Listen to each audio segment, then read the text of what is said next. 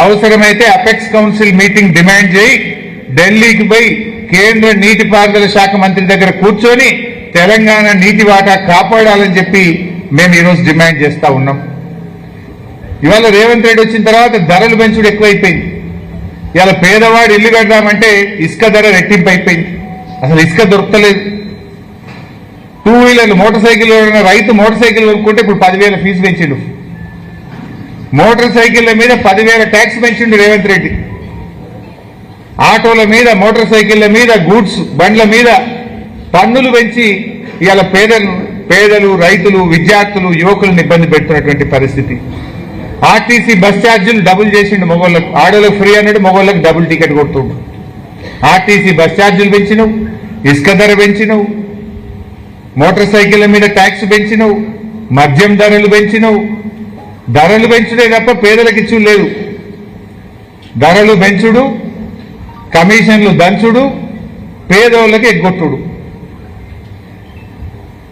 అన్ని పథకాలు ఆగం పెట్టిండు. ఒకటొకటి ఇందిరమ్మ ఆత్మీయ భరోసా అన్నావు, బడ్జెట్లో పెట్టిండు. బట్టి గారు కాంగ్రెస్ వాళ్ళంతా బలలు కొట్టిర్రు. ఒక్కరికైనా పడ్డదా ఇందిరమ్మ ఆత్మీయ భరోసా? వ్యవసాయ కూలీలకు సంవత్సరానికి 12,000 ఇస్తామన్నారు. ఎందుకు బంద్ అయింది ఇందిరమ్మ ఆత్మీయ భరోసా? ఎందుకు అటకెక్కింది? రాజీవ్ యువ వికాసం ఎందుకు అటకెక్కింది? 2.5 ఏళ్లైనా ఒక్క యువకుడి కన్నా ఉద్యోగాలు ఇచ్చింది లేదు. రాజీవ్ యువ వికాసం కింద సాయం చేసింది లేదు. మాటల్లోనే రాజీవ్ యువ వికాసం, మాటల్లోనే ఇందిరమ్మ ఆత్మీయ భరోసా, మాటల్లోనే రైతు బంధు, చేతలకు వచ్చే వరకు మొండి చేయి అయిపోయింది. హస్తం గుర్తు కాస్త మొండి చేయి అయిపోయింది. సో వెంటనే ఇవి అమలు చేయాలని చెప్పి కూడా డిమాండ్ చేస్తూ, తెలంగాణ నీటి హక్కులను కాపాడాలని కూడా డిమాండ్ చేస్తూ, ముఖ్యంగా ఈ రెవెన్యూలో జరిగినటువంటి కుంభకోణంలో సిట్టు వేసి మొత్తం పూర్వాపరాలు బయటకు తీయాలని, దీని మీద ప్రభుత్వం ఒక శ్వేతపత్రాన్ని విడుదల చేయాలని చెప్పి కూడా డిమాండ్ చేస్తున్నాం. దీన్ని ఇంతటితో వదలం. రేపటి అసెంబ్లీ సమావేశాల్లో కూడా ఈ అంశం మీద గట్టిగా లేవనెత్తుతాం. తప్పు మీది రైతులకు నోటీసులు ఇస్తున్నారు. రైతులకు ఎట్లా నోటీసులు ఇస్తారు? ఈ నోటీసులన్నీ వాపసు తీసుకోవాలని. ఎందుకంటే రైతు డబ్బు కట్టిండు కనుకనే రిజిస్ట్రేషన్ చేసిండ్రు. మీ తప్పు మీదైతే శాపం రైతులకెందుకు? పాపం మీది, శాపం రైతులక? ఈ నోటీసులు, రైతులకు ఇచ్చిన నోటీసులను ఉపసంహరించుకోవాలని, తక్షణమే రైతులకు పూర్తి హక్కులు కల్పించాలని, ఎవరైతే డబ్బులు తిన్నాడో వాళ్ళ దగ్గర కక్కించి అది ప్రభుత్వ ఖజానాకు జమ చేయాలని చెప్పి డిమాండ్ చేస్తున్నాం.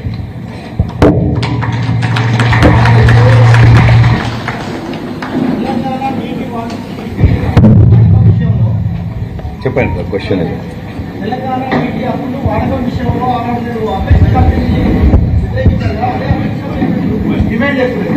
అపెక్స్ కమిటీలో రేజ్ చేసి అడిగినాం, మేము హక్కులు కాపాడినాం.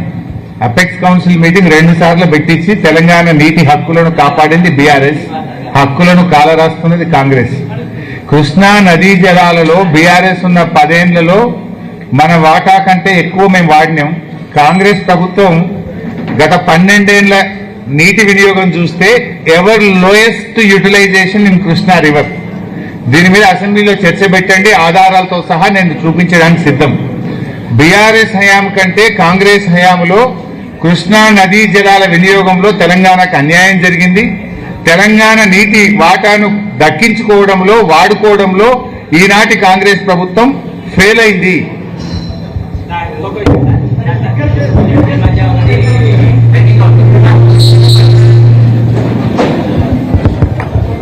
వీళ్ళందరూ సన్మానం చేస్తారు.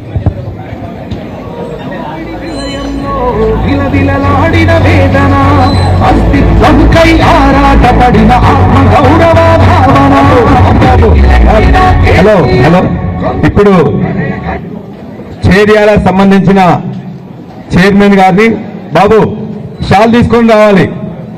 రాకేష్ షాల్స్ తీసుకొని రావాలి. ముందు చేర్యాల సంబంధించిన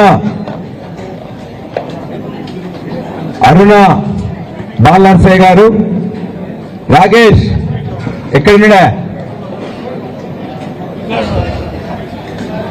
రాకేష్ అన్న, మొత్తం మాకు 2 మున్సిపాలిటీలు ఉంటాయి. చేర్యాలలో 12లో 7 సీట్లు గెలిచి చైర్మన్, వైస్ చైర్మన్ గెలిచినాం. ఇక్కడ కూడా మేము 13 గెలిచి, అదేవిధంగా టాస్ కూడా కాదు, ఇద్దరు ఇండిపెండెంట్లు కూడా మాకు సపోర్ట్ చేసిన తర్వాత నా ఓటుతో 16 ఓట్లు ఉంటే ఆ ఓట్లు వేయనీయకుండా ఇద్దరు కాంగ్రెస్ గుండాలు లోపల ఒక మా అక్క మంజుల అక్క ఓటు వేయనీయకుండా చేసిండ్రు. అందువల్ల మాకు 16 మాత్రమే వచ్చి అందులో కూడా మాకు టాస్క్ లో మాత్రం ఒకటి పోయి వైస్ చైర్మన్ కూడా గెలిచినాం. కాబట్టి ఈ రెండింటిలో కూడా తొందరగా సందీప్ అరుణ గారు, ముత్యాల అరుణ బాలనర్సయ్య గారికి చేర్యాల మున్సిపల్ చైర్పర్సన్స్, అదేవిధంగా ఉమా శ్రీధర్ గారు రండి. మీరు మిగతా వాళ్ళందరూ కొద్దిగా పక్కన ఉంటే బాగుంటుంది. శ్రీధర్ గారు కూడా 2001 నుండి ఉద్యమకారుడు, మాజీ ఎంపీపీ. వారు ఉమా గారు ఇద్దరు ఇక్కడ. ఆ తర్వాత సదానంద గీతాంజలి గారు 2వ వార్డు నుంచి వెళ్ళి కమలాపురం గీతాంజలి గారు, 2వ వార్డు చేర్యాల 2వ వార్డు. 4వ వార్డు సుప్రజ రాజీవ్ రెడ్డి గారు, ఇంతకుముందు కూడా వారు వైస్ చైర్మన్ సుప్రజ రాజీవ్ రెడ్డి గారు. ఆ తర్వాత సురేష్ గారు 8వ వార్డు. మీదేడా సురేష్ గారు, గుణాల్ సురేష్ గారు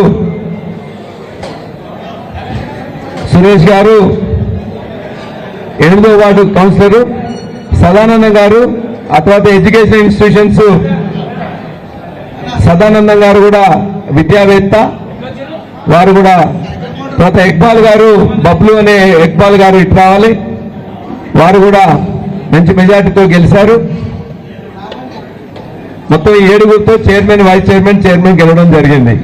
అదేవిధంగా జనగామకి సంబంధించిన 1వ వార్డు దుర్గా ప్రసాద్ గారు. మొత్తం వీళ్ళు 7గురు ఒకసారి ఉంటే ఫోటో దిగుదాం. ఆ తర్వాత 7గురు.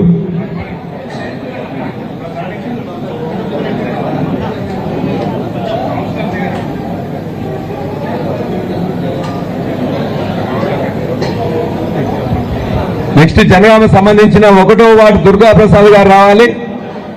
దుర్గా ప్రసాద్ గారు 1వ వార్డు. తర్వాత 8వ వార్డు మంజుల గారు, 7వ వార్డు కమర్ సాజిద్ గారు, ఇద్దరు రావాలి. 7వ వార్డు కమర్ సాజిద్ గారు ఎర్రగడ్డలో కూడా బ్రహ్మాండంగా పనిచేసిండన్న సాజిద్ గారు. 7వ వార్డు. 8వ వార్డు